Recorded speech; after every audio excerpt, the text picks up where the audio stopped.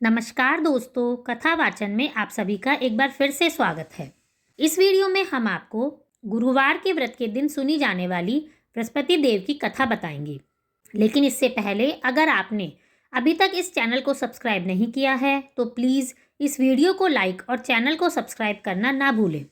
भगवान बृहस्पति देवताओं के गुरु हैं और बृहस्पतिवार के दिन गुरु बृहस्पति का उपवास किया जाता है। गुरुवार को व्रत करने से और उपवास करने से और उनकी कथा सुनने से बृहस्पति देवता बहुत प्रसन्न होते हैं। यदि अनुराधा नक्षत्र युक्त गुरुवार से गुरुवार का व्रत शुरू किया जाए और 7 गुरुवार तक इस व्रत को किया जाए तो हर पीड़ा से मुक्ति मिलती है।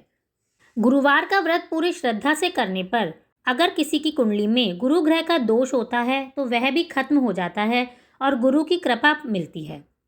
इस दिन भगवान विष्णु की पूजा अर्चना और व्रत रखने से भगवान अपने भक्तों पर कृपा भी करते हैं और घर परिवार में भी सुख और समृद्धि आती है। यदि किसी का भाग्य साथ नहीं दे रहा हो या कोई घर परिवार में या अपने जीवन में कोई समस्या चल रही हो तो भी गुरुवार का व्रत रखने से सभी परेशानियों से छुटकारा मिलता है और भाग्योदय भी जरूर होता है। गुरुवार का व्रत करके गुरुवार के व्रत की कथा भी जरूर सुननी चाहिए। आइए जानते हैं कि क्या है गुरुवार के व्रत की कथा। प्राचीन काल की बात है। किसी राज्य में एक बड़ा प्रतापी और दानी राजा राज करता था। वह हर गुरुवार को व्रत करके दीन दुखियों की मदद करके पुण्य करता था। किंतु ये बात उसकी रानी को अच्छी नहीं लगती थी। वह न तो व्रत करती न ही दान पुण्य में विश्वास करती थी। इतना ही नहीं, वह राजा को भी ऐसा करने से मना करती थी। एक समय की बात है, राजा शिकार खेलने वन में गए। घर पर रानी और दासी थी। उसी समय गुरु बृहस्पति साधु का रूप धारण करके राजा के दरवाजे पर भिक्षा मांगने आए। साधु ने जब रानी से भिक्षा मांगी तो वह कहने लगी, हे साधु महाराज, मैं इस दान और पुण्य से तंग आ गई हूँ। आप कोई ऐसा उपाय बताएं जिससे कि सारा धन नष्ट हो जाए और मैं आराम से रह सकूं। यह सुनकर बृहस्पति देव ने कहा, हे देवी, तुम बड़ी विचित्र हो। संतान और धन से भी कोई दुखी होता है। अगर अधिक धन है तो इसे शुभ कार्यों में लगाओ, कुंवारी कन्याओं का विवाह कराओ, विद्यालय और बाग बगीचे का निर्माण कराओ, जिससे तुम्हारे दोनों लोग सुधरे। किंतु साधु की इन बातों से रानी को कोई खुशी नहीं हुई। उसने कहा, मुझे ऐसे धन की आवश्यकता नहीं है जिसे मैं दान दूं और जिसे संभालने में मेरा सारा समय नष्ट हो जाए। तब साधु ने कहा, अगर तुम्हारी ऐसी इच्छा है तो मैं जैसा तुम्हें कहता हूँ तुम वैसा ही करना। गुरुवार के दिन तुम घर को गोबर से लीपना, अपने बालों को पीली मिट्टी से धोना, राजा से हजामत बनाने को कहना, भोजन में मांस मदिरा का प्रयोग करना, कपड़े धोबी के यहाँ धुलने देना। इस प्रकार 7 बृहस्पतिवार करने से तुम्हारा सारा धन नष्ट हो जाएगा। इतना कहकर साधु के रूप में बृहस्पति देव अंतर्ध्यान हो गए। साधु के अनुसार कई बातों को पूरा करते हुए रानी को केवल 3 बृहस्पतिवार ही बीते थे कि उसकी सारी धन संपत्ति नष्ट हो गई। भोजन के लिए राजा का परिवार तरसने लगा। तब एक दिन राजा ने रानी से कहा कि हे रानी, तुम यहीं रहो, मैं दूसरे देश को जाता हूँ क्योंकि यहाँ पर सभी लोग मुझे जानते हैं, इसलिए मैं कोई छोटा कार्य नहीं कर सकता। ऐसा कहकर राजा दूसरे देश चला गया। वहाँ वह जंगल से लकड़ी काट कर लाता और शहर में बेचता। इस तरह वह अपना जीवन व्यतीत करने लगा। इधर राजा के परदेश जाते ही रानी और दासी दुखी रहने लगे। एक बार जब रानी और दासी को 7 दिन तक बिना भोजन के रहना पड़ा तो रानी ने अपनी दासी से कहा, हे दासी, पास ही के नगर में मेरी बहन रहती है। वह बड़ी धनवान है। तू उसके पास जा और कुछ ले आ ताकि थोड़ा गुजर बसर हो जाए। दासी रानी की बहन के पास गई। उस दिन गुरुवार था। रानी की बहन उस समय बृहस्पतिवार व्रत की कथा सुन रही थी। दासी ने रानी की बहन को अपनी रानी का संदेश दिया, लेकिन रानी की बड़ी बहन ने कोई उत्तर नहीं दिया। जब दासी को रानी की बहन से कोई उत्तर नहीं मिला तो वह बहुत दुखी हुई और उसे क्रोध भी आया। दासी ने वापस आकर रानी को सारी बात बता दी। यह सुनकर रानी ने अपने भाग्य को कोसा। उधर रानी की बहन ने सोचा कि मेरी बहन की दासी आई थी किंतु मैं उससे नहीं बोली, इससे वह बहुत दुखी हुई होगी।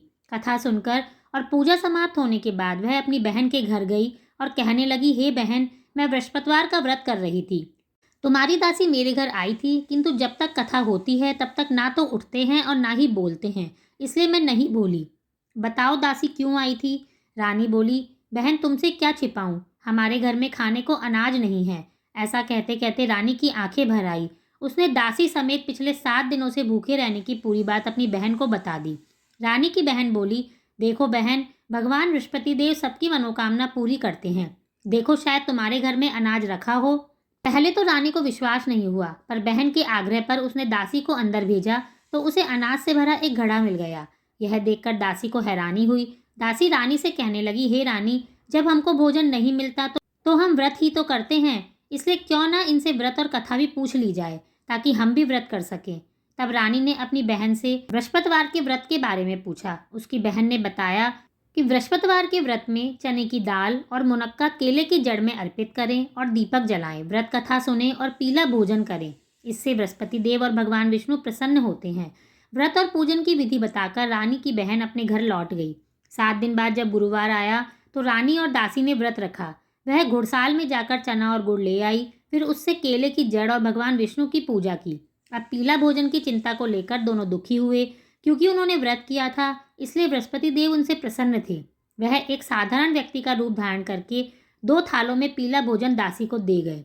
भोजन पाकर दासी प्रसन्न हुई और फिर रानी के साथ मिलकर भोजन ग्रहण किया।